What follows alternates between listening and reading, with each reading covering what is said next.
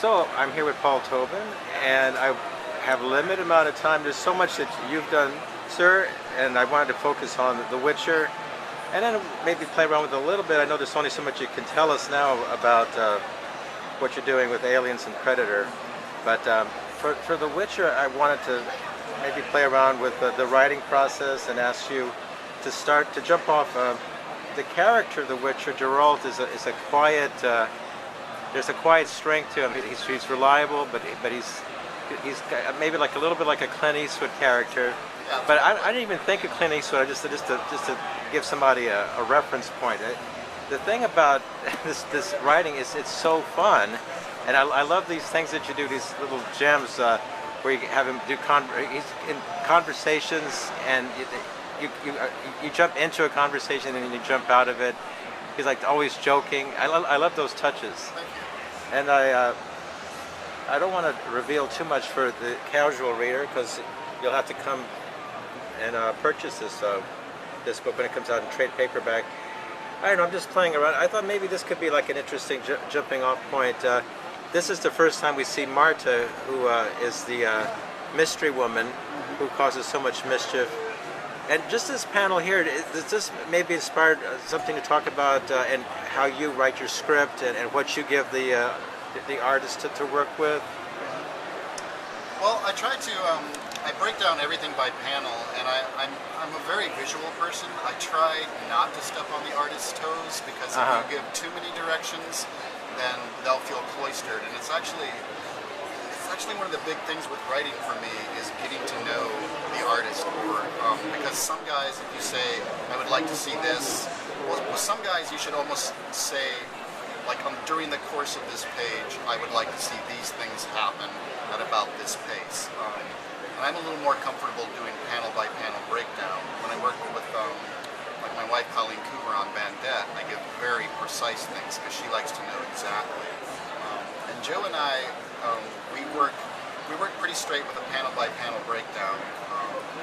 And so I would just tell him, with him I generally give like the entire scene of what I want to see, and then I also try to start with the very necessary information, and then sometimes, depending if it's like going to be like a plot important thing, it's not the case in this page, but like let's say a glove that needs to be on a table or something like that, I'll end a panel description with like, and please make sure that glove is in there because they're going to be referencing it, 2 pages from now, so it needs to have prior.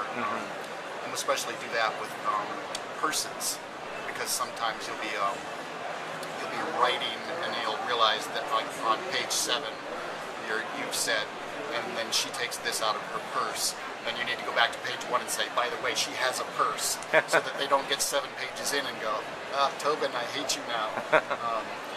But here it was basically, we wanted to see Marta on the hill, like very small, because we wanted to establish that she's not very close at first, but that he's used to her presence with his back turned, that it's like, yes, this dead woman on the hill who follows me, yeah, I'm fully aware of it, and then we wanted to get the mysterious closer in look and the vision that they do think about each other. So yeah, I told Joe like step by step. Well, that gave me a chill, and it's a masterful combination of a pacing on your part and his part. Yeah, Joe's been fantastic to work with. Now, I'm just going to jump in and ask you, that character, is that an element you want to play with more, that type of dynamic that character brings, The Witcher, a quiet guy that has all that strength and is going to strike when he needs to and pull back when he needs to? Yeah, Geralt is a fantastic character. I'd actually played the games before they brought the comics to me, so I was really happy because he seems like a complete character to me. Because so many, he's a grim character. There's just no way around that. He's a grim character. But so many grim characters are exclusively grim. They don't have a smile. They don't tell a joke. They don't have any wry humor. And that's what I like about Geralt, which Sapolsky, the novelist, and then the guys on the games brought forth, and that I really wanted to stress, was that he does have joy in his life, and there is fun, and he will crack a joke and things like that. He does genuinely enjoy life. He's just aware of the grim sides. So I really like that aspect, that duality, both in that and also he's, physically it's brought out by the fact that he can cast, like some signs and do some like quote unquote magic, but he's also really good with a sword. So he has this like dual nature in many different ways that I find really fascinating. So he's a man of adventure that doesn't mind sitting in a bar and having a drink, and he won't start a fight. If he sits in the bar for 12 days with a friend just having drinks, he's cool. And I like that. I like a guy that has more than one aspect to his character. I think all the elements of the game have been seamlessly brought into the narrative. Like it feels really very hard natural. CD Projekt Red worked very closely with me on it, but also didn't step on my toes, which I really appreciated.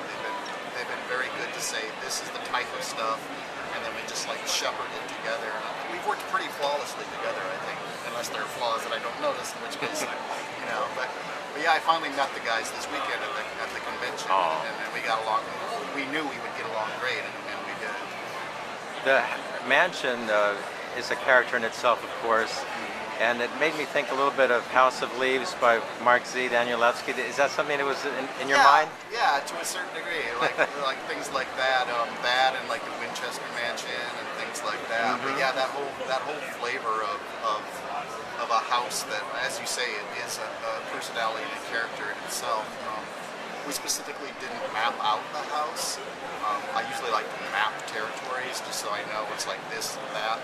But we decided that the house isn't consistent with itself, that it's a changing, that it has dual nature, much like Geralt. So we wanted that to happen. And I will close with whatever you might want to share with us about what you're doing with your work on Prometheus, Fire and Stone.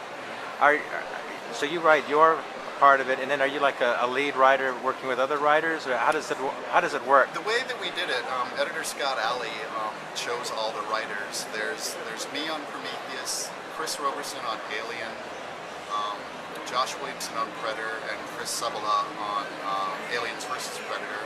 And then Kelly Sue DeConnick is doing what we call an Omega issue to bring everything together. And most of what happens, Prometheus is the first book, which was done by me and Juan Ferreyra, and pretty much everything kind of stems out from there. But at the same time, we tried to keep each of the arcs separate. That if you're just a person that wants to read Alien, you can just read Alien. But Scott Alley, the editor, did a very smart thing in that all 5 of the writers I just mentioned live in Portland, so we can actually get together at Scott's house, and we did quite a few times, and just like hash ideas out, throw things back and forth, build the characters in the series together as a group. So even though they're individual series, we're all very aware of what the other person is doing, and it helped me quite a lot. It's the first time I've ever really worked in that format, and I'm a very private writer. I like to get an idea and then go write in a coffee shop or in my room and alone. So I wasn't sure I would enjoy it, but I loved it. Because the ideas would just flow back and forth, and like I would like come up with an idea, and then someone would almost instantly make it better. So we had ideas flowing back and forth. It was very natural for me, which was nice because, like you say, I go in and I'm like, I gotta protect my ideas. But there's no reason to protect your ideas when someone's making your idea a better idea. So it was really fantastic. It was a great experience. Well, that's definitely going to show through in the final results. I hope so. Yeah. Well, thanks so much, Paul. Yeah, no problem.